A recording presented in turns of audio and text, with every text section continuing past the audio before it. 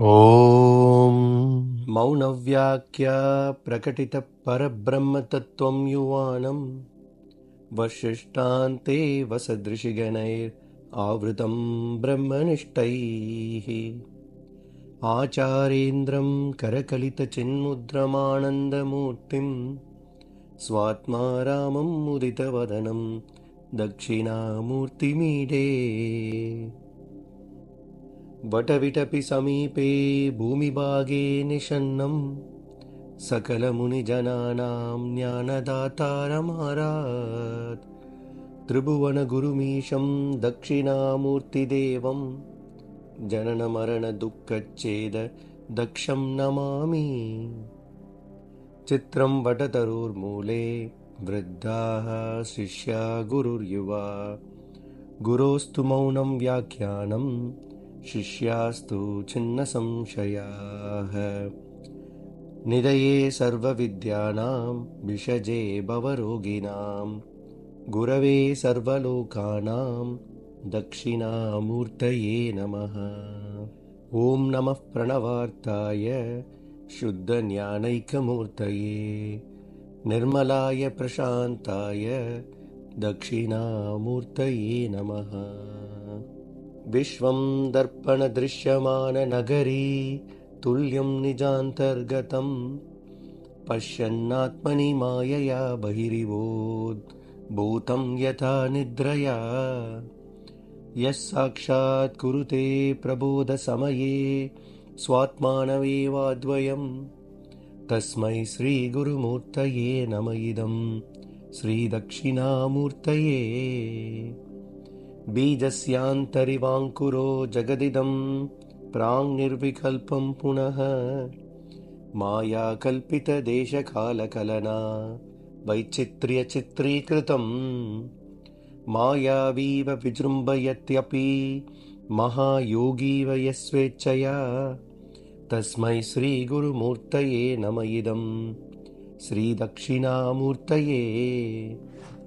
यस्यैव स्फुरणं सदात्मकम् असत्कल्पार्थकं भासते साक्षात् तत्त्वमसीति वेदवचसा यो बोधयत्याश्रितान् यत् साक्षात् करणात् भवेन्न पुनरावृत्तिर्भवाम्भोनिधौ तस्मै श्रीगुरुमूर्तये नम इदं श्रीदक्षिणामूर्तये।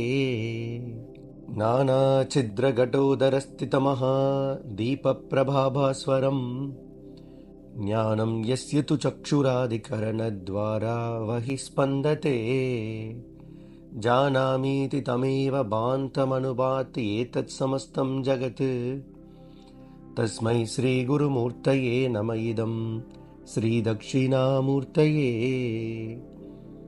देहं प्राणमपीन्द्रियाण्यपि चलां बुद्धिं च शून्यं विदुः स्त्रीबालान्धजडोपमासत् वहमिति भ्रान्ता वृषंवादिनः मायाशक्तिविलास कल्पितमहाव्यामोहसंहारिणे तस्मै श्रीगुरुमूर्तये नम इदं श्रीदक्षिणामूर्तये।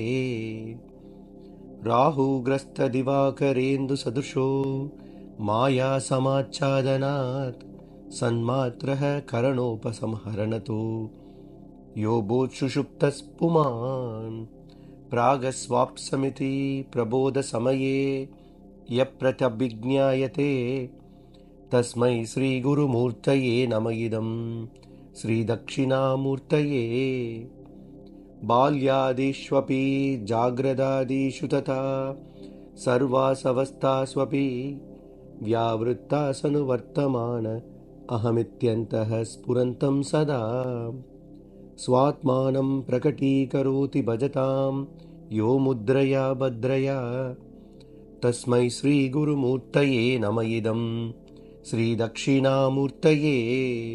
विश्वं पश्यति कार्यकारणतया स्वस्वामि सम्बन्धतः शिष्याचार्यतया तथैव पितृपुत्राद्यात्मना भेदतः स्वप्ने जाग्रति वा य एष पुरुषो माया परिभ्रामितः तस्मै श्रीगुरुमूर्तये नम इदं श्रीदक्षिणामूर्तये।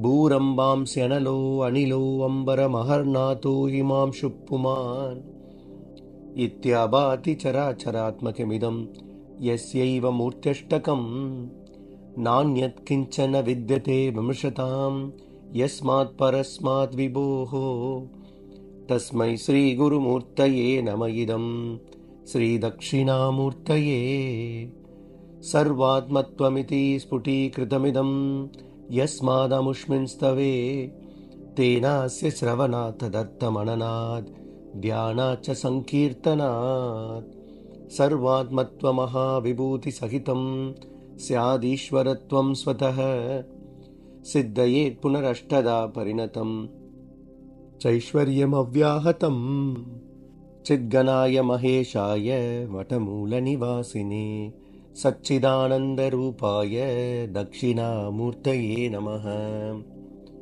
ईश्वरो गुरुरात्मेति मूर्तिभेदविभागिने व्योमवद्व्याप्तदेहाय दक्षिणामूर्तये नमः।